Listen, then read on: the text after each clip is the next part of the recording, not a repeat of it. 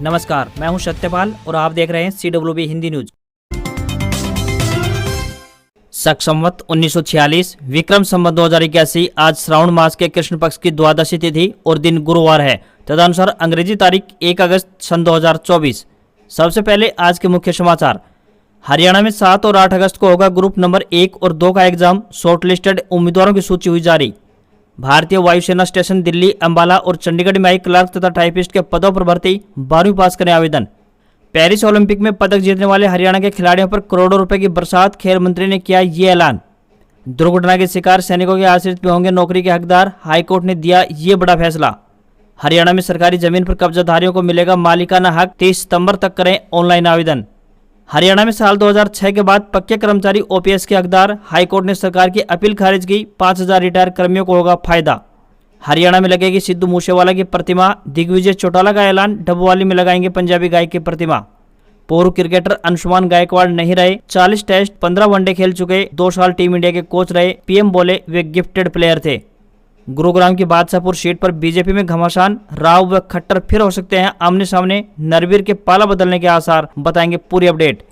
और Hamas chief Ismail Haniyeh Tehran में मारा गया। ईरान का आरोप। इजराइल ने घर पर मिसाइल दागी। अमेरिका बोला पलटवार हुआ तो हम इजराइल के साथ हैं। और अब खबरें विस्तार से।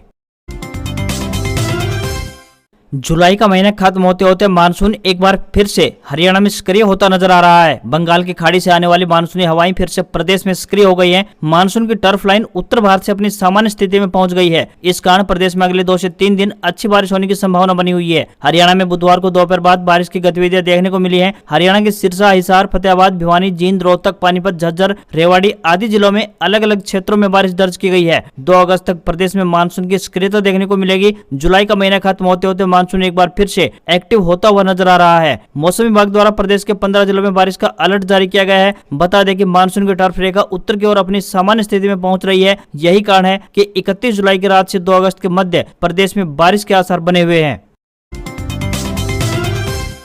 वायुसेना स्टेशन चंडीगढ़, दिल्ली व अंबाला में क्लर्क व टाइपिस्ट के पदों पर भर्ती के लिए आवेदन मांगे गए हैं। जो भी उम्मीदवार इन पदों के लिए इच्छुक हैं वे अपने आवेदन भेज सकते हैं। इन पदों के लिए उम्मीदवारों को ऑफलाइन आवेदन करने होंगे। महिला व पुरुष दोनों वर्गों के उम्मीदवार इन पदों के लिए अप्लाई कर सकते हैं। लोअर डिवीजन क्लर्क के लिए उम्मीदवार का 12वीं पास होना जरूरी है तथा कंप्यूटर पर अंग्रेजी टाइप में 35 या फिर हिंदी टाइप में 30 शब्द प्रति मिनट की गति होनी चाहिए। वहीं हिंदी टाइपिस्ट के लिए आवेदक 12वीं पास होनी चाहिए तथा कंप्यूटर पर हिंदी टाइप में 30 शब्द प्रति मिनट की गति होनी चाहिए। न्यूनतम आयु 18 वर्ष और अधिकतम आयु 25 वर्ष तय की गई है। आवेदन करने की आखिरी तारीख 2 सितंबर 2024 है।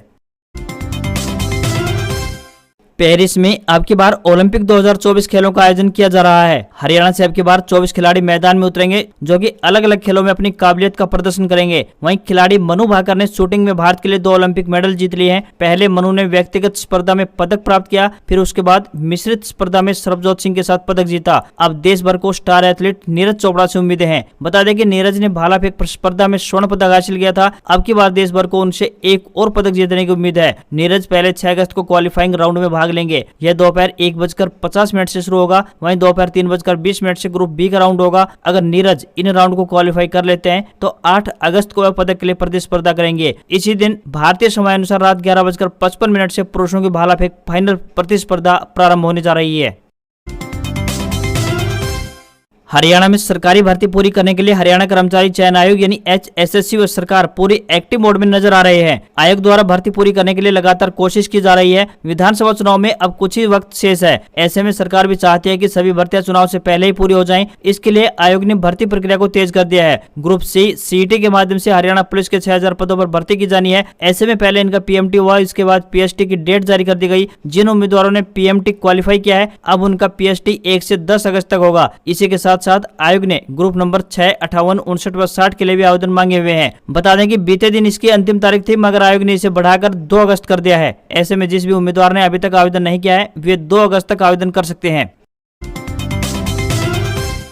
हरियाणा एसएससी की तरफ से एक बड़ी खबर निकल कर सामने आ रही है। बता दें कि हरियाणा कर्मचारी चयन आयोग की तरफ से ग्रुप नंबर 1, 2 व 56 व 57 की परीक्षा तिथि का ऐलान कर दिया गया है। ग्रुप नंबर 1 की परीक्षा 7 अगस्त, 2 की परीक्षा 8 अगस्त, ग्रुप नंबर 56 की परीक्षा 10 अगस्त तथा 57 की परीक्षा 11 अगस्त को ली जाएगी। ग्रुप नंबर 1 व 2 के लिए शॉर्ट लिस्टेड उम्मीदवारों की लिस्ट भी जारी कर दी गई है। ग्रुप नंबर 1 व 2 की परीक्षा 7 व 8 अगस्त को पंचकुला में शाम की शिफ्ट में आयोजित करवाई जाएगी। सभी उम्मीदवार लिस्ट चेक कर सकते हैं तथा देख सकते हैं कि उन्हें परीक्षा में बैठने का मौका मिलेगा या फिर नहीं। यहाँ पर आपको बता दें कि ग्रुप नंबर 56 और 57 के लिए फिलहाल सूची जारी नहीं की गई है।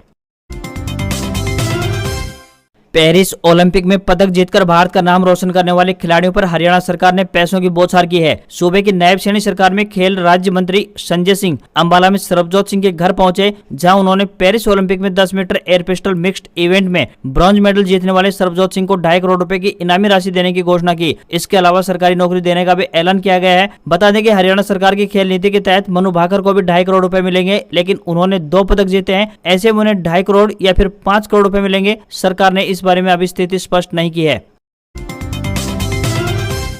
कुरुक्षेत्र लोकसभा सीट से बीजेपी के टिकट पर सांसद रह चुके राजकुमार सैनी ने आगामी विधानसभा चुनाव को लेकर बड़ा बयान दिया है। मंगलवार को करनाल पहुंचे सैनी ने कहा कि उन्हें हमेशा अपनी पारंपरिक सीट से बाहर जाकर चुनाव लड़ना पड़ा है। ब्लॉक समिति या फिर जिला परिषद का चुनाव हो, उन्हें हर बार दूसरे क्षेत्रों से जाकर लड़ना पड़ा। पिछली बार गोहाना विधानसभा सीट से चुनावी रण में उतरने वाले पूर्व सांसद राजकुमार सैनी ने ऐलान करते हुए कहा है कि इस बार वे करनाल जिले की इंद्री विधानसभा सीट से चुनावी रण में होंगे।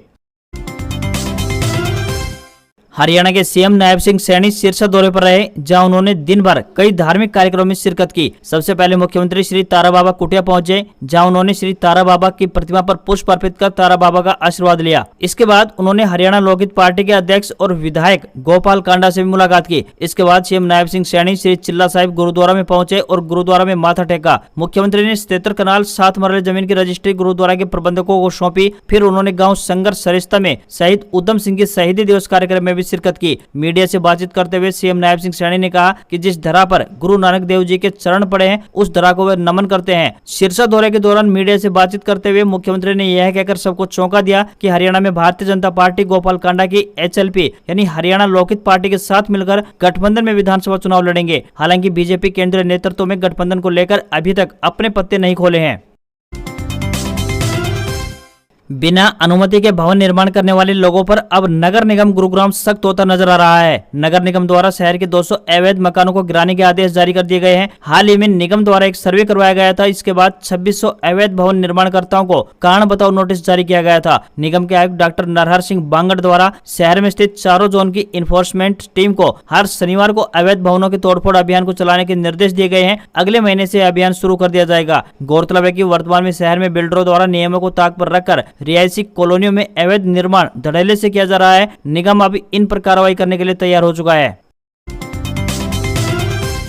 हरियाणा में ड्यूटी पर तैनात सैनिक यदि दुर्घटना के कारण अपनी ही बंदूक की गोली का शिकार हो जाता है तो उसे युद्ध हताहत यानी कि मारे जाने या फिर चोटिल होने अथवा बीमार होने पर सेवा करने में असमर्थ होना करार दिया जाता है, तो उसके आश्रित एक्स ग्रेसिया राशि व अनुकंपा के आधार पर नौकरी के हकदार होंगे। पंजाब एवं हरियाणा हाईकोर्ट ने इसको लेकर एक अहम फैसला सुनाया है। साथ ही हरियाणा सरकार को आदेश दिया है कि 2 महीने के भीतर यात्री को दोनों लाभ जारी किए जाएं। हाईकोर्ट ने कहा कि हमारी समझ के परे है कि सैनिकों के मामले में मिलने वाले लाभ को अस्वीकार करने के लिए नीति को लागू करते समय तर्क को अतार्किक सीमाओं तक खींचा जा रहा है। यह बेहद ही दुर्भाग्यपूर्ण है। हरियाणा में सरकारी भूमि पर कब्जा जमाए बैठे लोगों के लिए एक जरूरी खबर सामने आ रही है। राज्य में वे लोग जो 20 साल से ज्यादा समय से सरकारी जमीन और मकान दुकानों पर काबिज हैं, सरकार ने उनसे मालिकाना हक के लिए 30 सितंबर तक ऑनलाइन आवेदन मांगे हैं। सरकार ने ऑनलाइन पोर्टल पर आवेदन की अंतिम तिथि बढ़ा दी है। सूबे की नायब सैनी सरकार में शहरी स्थानीय निकाय मंत्री सुभाष सुधा ने बताया कि 20 साल से ज्यादा समय से किराए, लीज या फिर तहबाजारी के तहत कब्जे में रही सरकारी संपत्तियों के स्वामित्व हस्तांतरण के लिए 30 सितंबर तक आवेदन आमंत्रित किए गए हैं। उन्होंने बताया कि इस समय सीमा के पश्चात आगे और छूट नहीं दी जाएगी।